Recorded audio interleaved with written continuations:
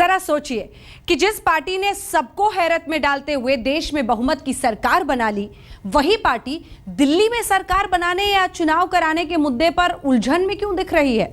BJP का शीर्ष नेतृत्व इस एक मुद्दे पर उधेड़-बुन में है। ऐसा इसलिए कि उसके सामने कई समस्याएं हैं।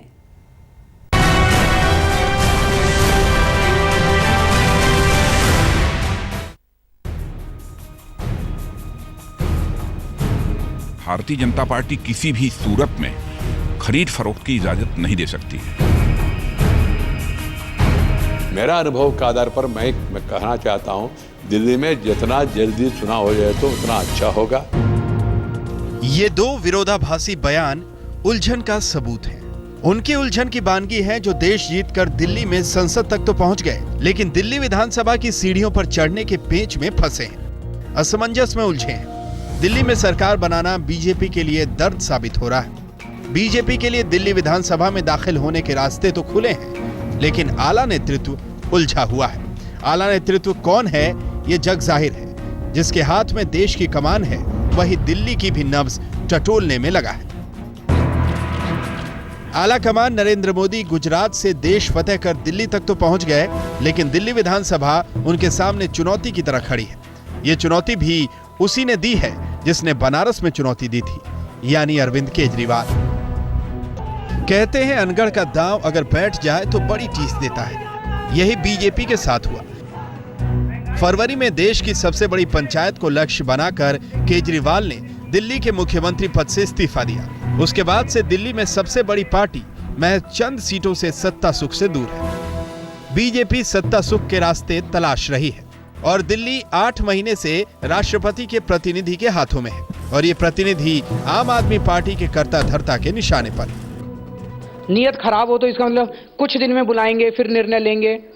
इसका मतलब तुम बैकडोर से भी सरकार चलाते रहो बैकडोर से, एलजी के थ्रू सरकार चलाते रहो। बीजेपी वाले एलजी के थ्रू पूरी दिल्ली के साथ गंदी राजनीति खेल रही है, दिल्ली के लोगों के साथ बीजेपी। इधर बीजेपी लगातार संवैधानिक प्रक्रिया के बहाने सरकार गठन की बात करती रही। बीजेपी की राजनीतिक ईमानदारी की कस्मों के बीच अब सुप्रीम कोर्ट ने केंद्र को फटकार लगाई है। मंगलवार को केंद्र सरकार को फटकार लगी तो बुधवार को उपराज्यपाल नजीब जंग ने एक प्रेस रिलीज जारी कर दी। राष्ट्रपति की मंजूरी के बाद दिल्ली में सरकार बनाने की संभावना तलाशी जाएगी। उपराज्यपाल नजीब जंग इसके लिए सभी पार्टियों के नेताओं से अगले कुछ दिनों में बातचीत करेंगे। एक बात तो तकरीबन तय है कि दिल्ली के उपराज्यपाल सबसे बड़ी पार्टी यानी बीजेपी को एक बार सरकार बनाने का न्योता जरूर देंगे। देखना यही है कि नैतिकता की दुहाई देने वाली बीजेपी इस न्योते को ठुकराती है या स्वीकार करती है, और अगर बीजेपी इस न्योते को ठुकराती है तो नैतिकता के पैमाने पर यह उसकी बड़ी जीत होगी। उपराज्यपाल की सूचना के बाद अरविंद केजरीवाल अपनी तल्ख बयानियों के साथ फिर से नजीब जंग पर बरस पड़े हैं। इधर अरविंद केजरीवाल हमले कर रहे हैं, उधर बीजेपी तर्कों के ज़िरा बख्तर और ईमानदारी की शपथ उठाकर अपनी सफाई पेश कर रही है। इतना मैं आश्वस्त करना चाहता हूं कि हमारी सरकार अथवा जहां तक पार्टी का प्रश्न है, पार्टी भी कोई ऐसा काम नहीं करेगी जो कि डेमोक्रेटिक प्रोसेस के लिए कलंक हो। जो संविधान के अनुरूप होगा और जो लोकतांत्रिक मूल्यों के अनुरूप होगा, उसी अनुरूप ही हम काम करेंगे। बीजेपी की मुश्किल यूं समझिए, बीजेपी विधायक दिल्ली में चुनाव नहीं चाहते। यदि दोबारा चुनाव हुए तो खर्च दोबारा करना होगा, हार का जोखिम रहेगा। इसीलिए दोबारा चुनाव पर केंद्र और राज्य के संगठन में मतभेद है। अगर बीजेपी सरकार बनाती है तो जाहिर है कि जोड़ तोड़ से बनेगी। ऐसे में राजनीतिक शुचिता के पैरोकार नरेंद्र मोदी की नीतियों पर सवाल उठेंगे। यही कारण है कि बीजेपी का केंद्रीय नेतृत्व विरोधाभासों के बीच फंसा है। राजनीति के अखाड़े में अनगढ़ खिलाड़ी अरविंद केजरीवाल का इस्तीफा दांव बीजेपी के लिए दर्द बन गया है। मौसमी सिंह के साथ आज तक ब्यूरो।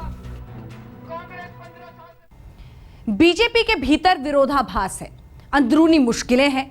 इस बीच बीजेपी के नेता दिल्ली सरकार के मुद्दे पर चुप्पी साधे हुए हैं। केंद्र और राज्य के रणनीतिकारों के अपने अपने विचार हैं। केंद्र के कुछ बड़े नेता चुनाव कराना चाहते हैं। उन्हें लगता है कि हरियाणा की तरह दिल्ली में भी पूर्ण बहुमत मिलेगा, लेकिन कुछ नेताओं की राय अलग है।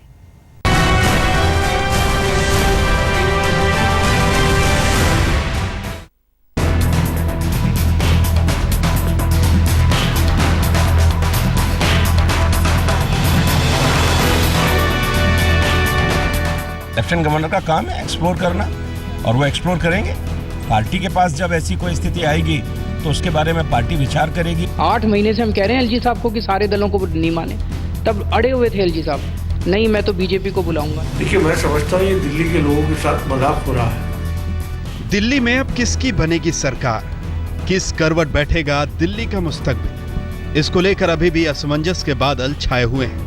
वो दिल्ली जहां से पूरे हिंदुस्तान की दशा और दिशा तय होती है, वो पिछले 8 महीने से खुद के लिए कोई रास्ता नहीं निकाल पा रही। अब एलजी ने एक नया शिगुफा छोड़ा है कि वो सभी पार्टियों को बुलाकर सियासी हालात पर चर्चा करेंगे और कोई रास्ता निकालने की संभावनाएं तलाशेंगे। तो दिल्ली के सभी दावेदार इसे अपने अपने सियासी चश्मे से देख रहे हैं। नौता मिलेगा तो देखेंगे, नौता आने तो दो, नौता आया कहाँ अभी हमारे पास। ये अब कह रहे हैं मैं कुछ दिनों में सारी पार्टियों को बुलाऊंगा, तो वो कल की हेयरिंग को बेसिकली पार करवाना चाह रहे हैं। कल एक एडजमेंट ले लेंगे, 1 महीने बाद की एडजमेंट ले लेंगे और ये सिलसिला चलता रहेगा। लेकिन आज ये प्रक्रिया का शुरू करना, मैं समझता हूँ दिल्ली वालों के साथ एक बड़ा भोंडा मजाक किया जा रहा है। पिछले 1 वर्ष से दिल्ली में कोई सरकार नहीं है। कांग्रेस और आम आदमी पार्टी की लाइन क्लियर लग रही है। कांग्रेस के पास अब खोने के लिए कुछ नहीं है, लिहाजा वो चुनाव चाहते हैं। आम आदमी पार्टी में दिल्ली में अपनी खोई साख फिर से वापस पाने की बेचैनी दिखती है और उन्हें उम्मीद है कि दिल्ली में मोदी का विजय रथ वो रोक सकेंगे, लिहाजा उन्हें भी चुनाव की जल्दी है। लेकिन बीजेपी इस मामले में उधेड़-बुन में दिखाई दे रही है। इसकी बानगी है ये 2 बयान। अभी दिल्ली प्रदेश भाजपा का क्या व्यू है और पार्टी क्या तय करे, ये पार्टी का नेतृत्व तो देखेंगे। कारण क्या है, ये जिम्मेदारी मेरे पास नहीं है। मेरा अनुभव के आधार पर मैं कहना चाहता हूँ, दिल्ली में जितना जल्दी चुनाव हो जाए तो उतना अच्छा होगा। लेफ्टिनेंट गवर्नर का काम है एक्सप्लोर करना, और वो एक्सप्लोर करेंगे। पार्टी के पास जब ऐसी कोई स्थिति आएगी तो उसके बारे में पार्टी विचार करेगी और सही समय पर उचित जवाब इसके संदर्भ में आपको पार्टी निश्चित रूप से देगी। दोनों बीजेपी नेताओं की बातें सुनकर यह इशारा मिलता है कि इनकी सोच में फर्क है। वेंकैया नायडू उन तमाम केंद्रीय नेताओं की तरह मोदी की लहर पर सवार हैं। उन्हें उम्मीद ही नहीं, पूरा यकीन है कि नरेंद्र मोदी नाम का बीजेपी का सिक्का दिल्ली में भी चलेगा। लेकिन राज्य की बीजेपी इकाई को कहीं ना कहीं लगता है कि नहीं, सूबे में अभी चुनाव नहीं होने चाहिए। अगर जरा भी गुंजाइश बनती है तो बीजेपी को दिल्ली में मौजूदा मैंडेट के आधार पर सरकार बनाने की पहल करनी चाहिए। हालांकि वो खुलकर ऐसी बात नहीं कह रहे। कोर्ट में जो सरकार का स्टैंड होगा, जो कोर्ट तय करेगी, उसके बाद ही हम ये बता पाएंगे कि दिल्ली में पूरे चुनाव होंगे या केवल 3 सीट पर चुनाव होंगे। दिल्ली की बीजेपी इकाई के नेता दिल्ली में 3 सीटों पर होने वाले विधानसभा के उपचुनावों का भी इंतजार करना चाहते हैं। उन्हें लगता है कि दिल्ली की जनता के दिल में क्या है, ये उपचुनाव के नतीजों से साफ हो जाएगा। अगर दिल्ली की जनता का फैसला उनके हक में आता है तो वो उसके मुताबिक रणनीति बना सकते हैं। इस बीच आज तक को मिली जानकारी के मुताबिक बीजेपी के केंद्रीय इकाई में एक धड़ा ऐसा भी है जो झारखंड और जम्मू कश्मीर के चुनाव तक दिल्ली में चुनाव नहीं चाहता। उन्हें भरोसा है कि इन दोनों राज्यों में पार्टी को शर्तिया जीत मिलेगी। ऐसे में दिल्ली का रास्ता आसान हो जाएगा। दिल्ली में मतदाताओं की सूची के सुधार का काम भी चल रहा है, जिसमें करीब 1.5 महीने लगेंगे। साथ ही बीजेपी ने दिल्ली में छठ पूजा के बहाने चुनाव अभियान भी तेज कर दिया है। अब ये सियासी पेच है या कुछ और, मगर इतना तो तय है कि जिस मोदी मंत्र के सहारे बीजेपी देश भर में कांग्रेस मुक्त सरकार बनाने का मंसूबा पाले बैठी है, वो दिल्ली में आकर तो कुछ डगमगाता दिख रहा है। शायद यही वजह है कि दिल्ली के मसले पर बीजेपी के तमाम नेता सीधे कुछ भी बोलने से परहेज कर रहे हैं। मौसमी सिंह और कपिल शर्मा के साथ रीमा पाराशर, दिल्ली आज तक। दिल्ली में सरकार बनाने और चुनाव को लेकर बीजेपी में अंदरूनी उठापटक तो चल ही रही है, साथ ही उसके सामने एक और चुनौती खड़ी है। वो है अरविंद केजरीवाल, जिन्होंने अपने पहले चुनाव में ही बीजेपी को दिल्ली की सत्ता से दूर कर दिया और अब फिर अपनी पार्टी की जमीन तैयार करने में लगे हैं।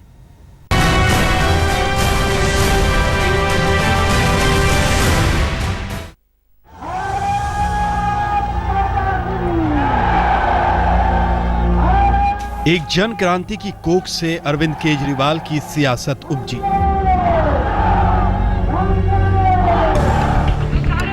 अन्ना के करीबी सहयोगी ने पार्टी बनाई तो अन्ना धरने के तिरपाल पर छूट गए और केजरीवाल सियासत की कारपेट पर उतर आए। केजरीवाल दिल्ली से कांग्रेस को सत्ता बदर करने का लक्ष्य लेकर चुनाव में उतरे। पहली बार ऐसा हुआ कि एक नवोदित पार्टी को जनता ने सत्ता के करीब तक पहुंचा दिया। मैं अरविंद केजरीवाल ईश्वर की शपथ। तंत्र को लोकतंत्र बनाने की खातिर जनता को सरकार के करीब ला खड़ा किया।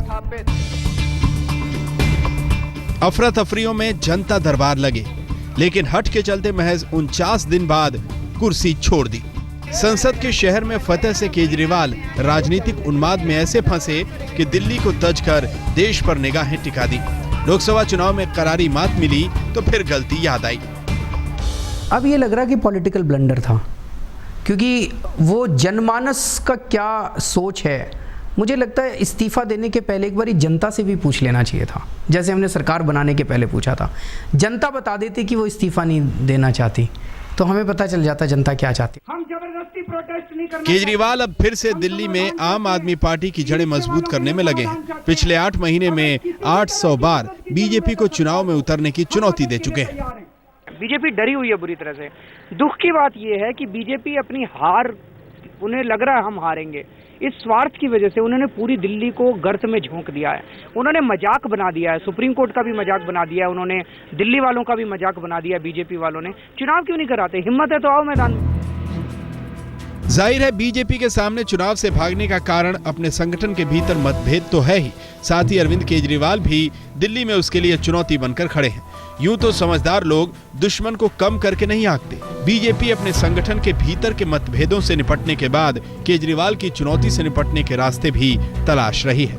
आज तक ब्यूरो। तो दिल्ली में बीजेपी को डर सता रहा है। दर्द दिल्ली यानी विशेष जारी है। दिल्ली में सरकार के मुद्दे पर बीजेपी चौतरफा घिरी हुई दिखाई दे रही है। देश की सर्वोच्च अदालत ने तो फटकार लगाई ही, विरोधी भी आरोप लगा रहे हैं। उनका कहना है कि बीजेपी अपनी सत्ता का गलत इस्तेमाल कर दिल्ली की जनता के साथ छलावा कर रही है।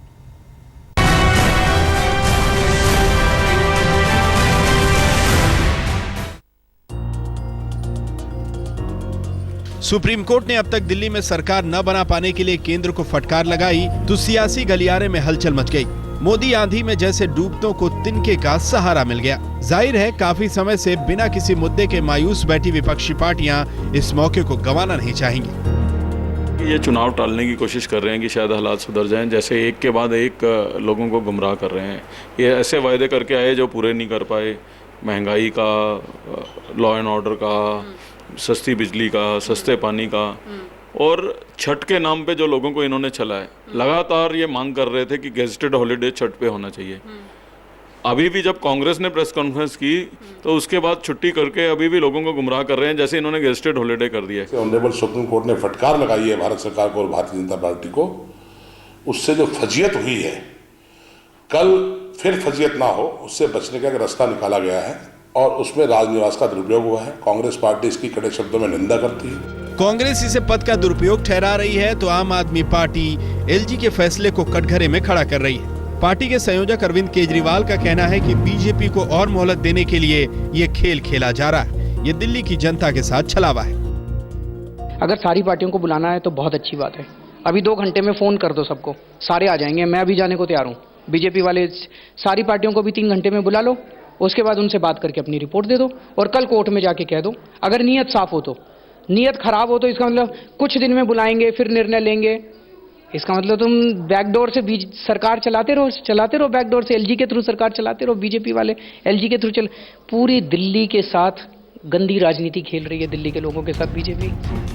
माना जा रहा है कि राजनाथ सिंह से मुलाकात के बाद सभी दलों को बातचीत के लिए बुलाना सरकार और एलजी को सियासी जुगाड़ और पक्षपात के आरोप से बचाने की कोशिश है। फिलहाल अब सबकी निगाहें गुरुवार को सुप्रीम कोर्ट में होने वाली सुनवाई पर टिकी है। तब तक यूं ही कयास लगते रहेंगे और यूं ही बयानबाजी होती रहेगी। रोशनी ठोकने के साथ पूनम शर्मा, दिल्ली आज तक।